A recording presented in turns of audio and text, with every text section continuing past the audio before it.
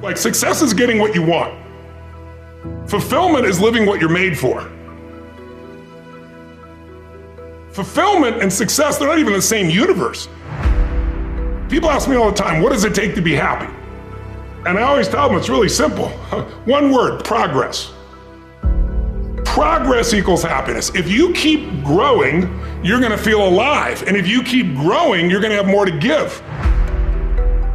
It doesn't matter how many statues, Oscars they give you, or Emmys, or how much money you have in the bank.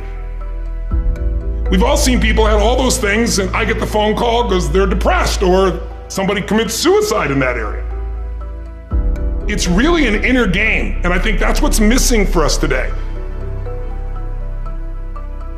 Everybody's focusing on the outside world, and hell, there's a lot of things in the outside world you'll never be able to control. You can influence, but you can't control it. This, your mind, your emotions, your body, you have 100% control over what you do with these things, and that's where the game is won. Win the inner game, then you win the outer game. But a lot of people spent their life trying to win the outer game, they won, and they're miserable. Someone can tell you your whole life you're a piece of crap, but you can say, screw you, read between the lines, and make your life work. Someone can tell you your whole life you're beautiful, you're intelligent, you're the smartest person in the world, and you don't believe it. Because self-esteem doesn't come from what people say about you. Self-esteem is earned within yourself. It's esteem for yourself, which only comes by doing things that are incredibly difficult, and then your brain goes, this is who I am. You really gotta figure out what you're made for, and nobody knows in the beginning. So you start where you are and you do what's in front of you, do what's next, and you keep growing until you start to discover, hey, this is my real passion.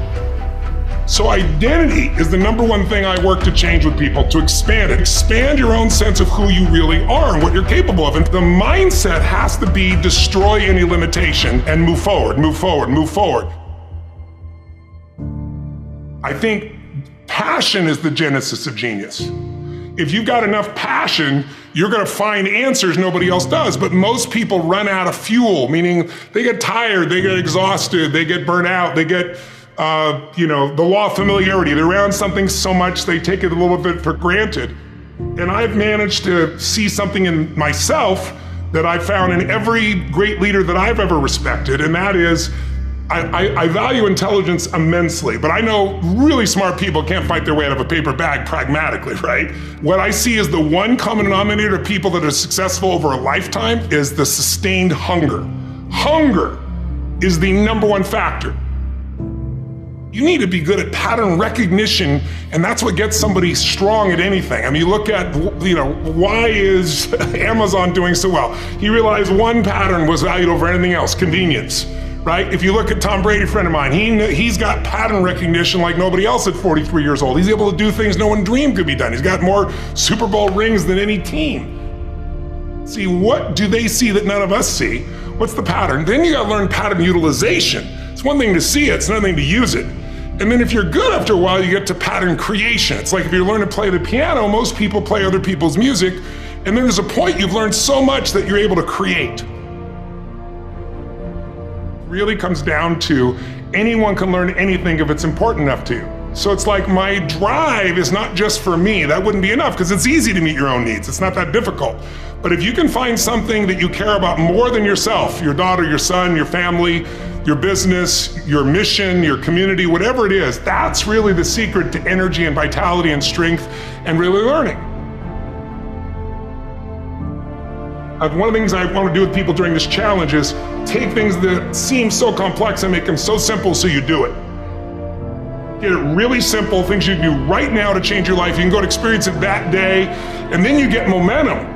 Day 1, day 2, day 3, day 4, and all of a sudden now what used to be hard to do is easy to do. And I think for anyone, you gotta understand anyone can learn anything if you can just break it down to its simple core, and that's what I try to do most. And I'm just not willing to settle for a life without passion and aliveness. That's just like there's so much to learn, there's so much to grow, there's so much to give, and I'm wired to grow and give. And I think anybody gets wired to grow and give is gonna have a really fulfilling life. It doesn't matter what you choose to do, you're gonna be alive.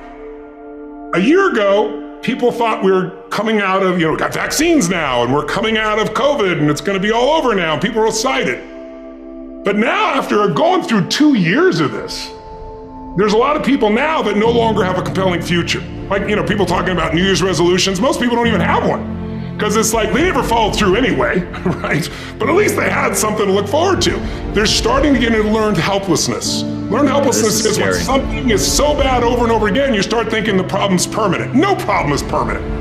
Or you start thinking the problem's pervasive because I haven't handled my finances, my whole world's over. Or because my relationship's bad, my whole world's over. Your life is bigger than that. My goal right now is to shake that up for people. People need a new perspective, and you can't do it by just sitting and thinking. You gotta move your body, you gotta change your energy and your focus. But if I get you into a higher state of being, mentally, emotionally, physically, then all of a sudden you start remembering who you are and you start coming up with answers that you never even thought were possible before.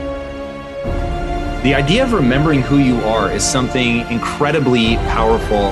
There was a Batman cartoon where he gets amnesia and he gets put in like a camp, basically, a work camp, and he can't get out. And he feels stuck and weak and, afraid. And then something happens, I don't remember what, triggers his memory. And he remembers that he's Batman. Just in remembering that he's Batman, he then takes the actions to fight his way out. And look, I know it's a cartoon, but that has always resonated with me. And whenever I'm feeling anxious about something, I always tell myself, remember who you are. But you're really talking about the most important concept in lasting change, identity. We all define ourselves in certain ways. So you start where you are and you do what's in front of you, do what's next, and you keep growing until you start to discover, hey, this is my real passion. And it can change. People go for 5, 6, 7 years and then they usually question their business, their career, their body, their relationships. And then one of two things happens. They change direction and feel renewed, or they go, no, I got a great deal here. What the hell's wrong with me? And they recommit and they get stronger. But that's life. And if you don't grow, I don't give a damn how much you got going for you, you're going to be miserable. I think as early on I realized that, one of the things you have to understand about life is everything changes and everything ends. And that kind of sounds heavy on the front end, but it's a truth. If everything changes and everything ends, number one, it should make you appreciate what you have right now. And then my view is what's next is always better.